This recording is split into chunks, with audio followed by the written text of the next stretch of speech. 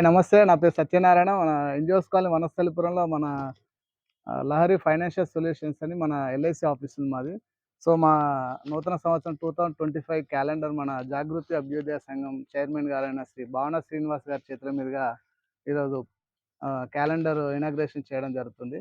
So, మనం ఈరోజు భావన శ్రీనివాస్ గారి యూనిట్ అయిన మొదటి ముద్ద యూనిట్ వాళ్ళ హోటల్‌కి సంబంధించిన ఐటెమ్స్ అన్నీ ఇక్కడే తయారవుతుంటాయి. సో, అతని చేతుల మీదుగా మనం ఈరోజు మన క్యాలెండర్‌ని ప్రారంభించబోతున్నాం.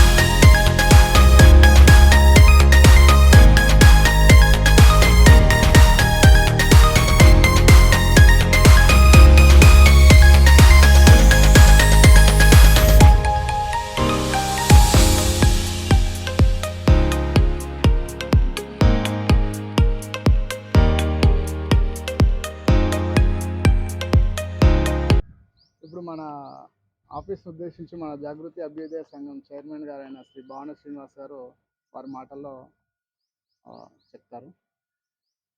లహరి ఫైనాన్షియల్ సొల్యూషన్స్ అధినేత మిత్రుడు ఆనబత్తుల సత్యనారాయణ గారు వారి విశిష్టమైనటువంటి సేవలను గత 9 సంవత్సరాలుగా గమనిస్తున్నాను నేను. వారు ఎల్ఐసి ఏజెంట్గా ఆయన దగ్గర పాలసీ చేశారనే కాదు, ఆయన దగ్గర పాలసీ చేయకపోయినా మనకేదో ఆఫీస్తో అవసరాలు ఉంటాయి, పాలసీ ఎక్కడన్నా చేస్తాం, ఊరు మారి వస్తాం, మరి ఆఫీస్ ఎక్కడన్నా తెలియదు, అక్కడ పర్చేస్లు కూడా ఎవరు ఉండరు. ఇక్కడ ఏజెంట్లు ఎవరన్నా నాకు వదిలేయాలంటే దాని అవసరం అయ్యి నా దగ్గర పాలసీ చేయలేదు కదా అనేటువంటి పరిస్థితులు కూడా ఉంటాయి. కానీ దానికి పూర్తి భిన్నంగా నువ్వు పాలసీ ఎక్కడన్నా చేయి, ఏ ఊరు నుంచి అన్నా రా, ఈ పాలసీ సర్వీసెస్ గురించి కానీ, ల్యాబ్స్ కాకుండా వాటిని మళ్ళీ తిరిగి రివైవల్ చేయించే దాని గురించి కానీ, హెల్త్కి సంబంధించినటువంటి సర్టిఫికెట్లు అవి ఇవి ఏర్పాటు చేయటంలో కానీ, ప్రతి ఒక్క విషయంలో కూడా ఆయన స్వతంత్రంగా చొరవ తీసుకొని ఆయన దగ్గర పాలసీ చేశామనో చేయలేదనో రేపు చేస్తారనేటువంటి ఆశయం కూడా లేకుండా విశిష్టమైనటువంటి సేవలు ఎల్ఐసి పాలసీదారులందరూ కూడా ఇవ్వటం నేను గమనించాను కాబట్టి నేను మా సొంత పాలసీలు అన్నీ కూడా పాత పాలసీలు ఉన్నప్పటికి కూడా ఆయనకి మన వంతు చేదోడు వాదోడుగా ఉండాలని చెప్పని మా ఇంట్లో ఉన్నటువంటి వాళ్ళందరి కూడా పాలసీలు ఆయనకి ఇవ్వడం జరిగింది. మీరు వనస్థలిపురం వేదికగా ఎన్‌జిఓస్ కాలనీలో ప్రతి చిన్న పెద్ద స్థాయి అంటే లేని వాళ్ళు కావచ్చు, మధ్యతరగతి వాళ్ళు కావచ్చు, ఉన్నవాళ్ళు కావచ్చు అనేది ఏం చూడకుండా వారి ఇంటికి సైతం వెళ్ళి వారి సేవలను అందిస్తారు. కరోనా సమయంలో కూడా నేను గమనించాను. కరోనా సమయంలో బయటకు వచ్చేటువంటి పరిస్థితులే లేవు. ఆ సమయంలో ఇన్సూరెన్స్ యొక్క అవసరం ఏంటి అనేది బాగా గుర్తించారు ప్రజలందరూ కూడా.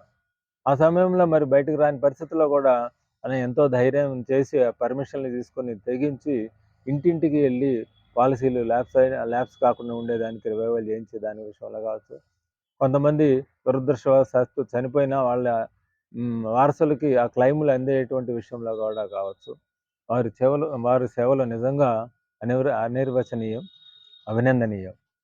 వారు మరింతగా వారి రంగంలో రాణించాలి, ఉన్నతంగా ఎదగాలి, సామాజిక సేవల్లో కూడా వారు పాల్పంచుకుంటూ ఉంటారు.